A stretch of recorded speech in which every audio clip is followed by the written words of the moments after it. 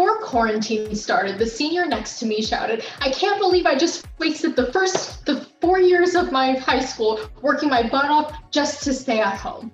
Looking back on his words and 2020, I've realized that my biggest fear is not being quarantined all day. It's realizing 20 years down the road that I forgot what made life meaningful because I was chasing after some superficial goal.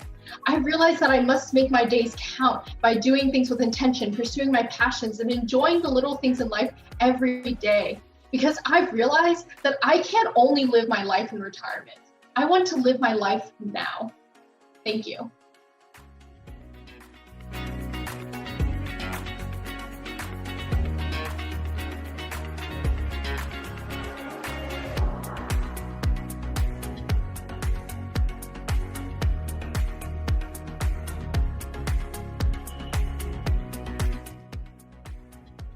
"2020, the year nobody wants to remember." However, I'm confident that in years, decades, or even centuries, it will be in the history books. Instead of reminiscing on the negatives of COVID-19, I've decided to try and leave a positive legacy behind. Coronacation Day 1 is how I started my first video on March 18th, taking you through the life of me during a global pandemic. Through this past year, I have learned that I have a choice on how I react to what life throws at me. When I look back through these videos, I know I will see moments of struggle and sadness. However, I anticipate they will pale in comparison to the moments of joy, happiness, laughter, and family memories. As I share these videos with others throughout my life, I hope it challenges them to understand the importance to choose to focus on the positives instead of the negatives. Today, Coronacation Day 298. I'm grateful for the opportunities like these where I can share what I've gained through the pandemic. And I'll leave you with this.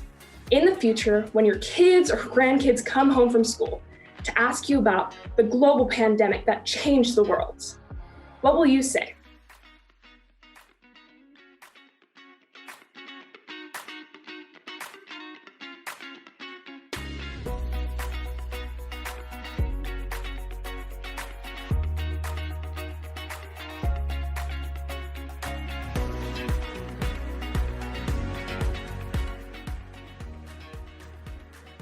Last year, I was so excited to be a senior.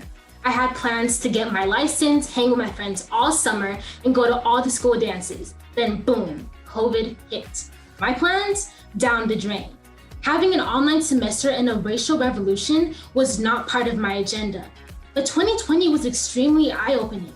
It taught me that I had power to prevail.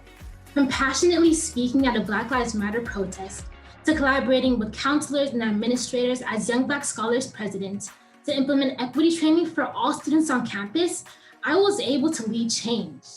This year, I experienced grief, happiness, disappointment, but here I am standing in front of you today with my inner strength glimmering through, cherishing life and choosing optimism, even when the world doesn't.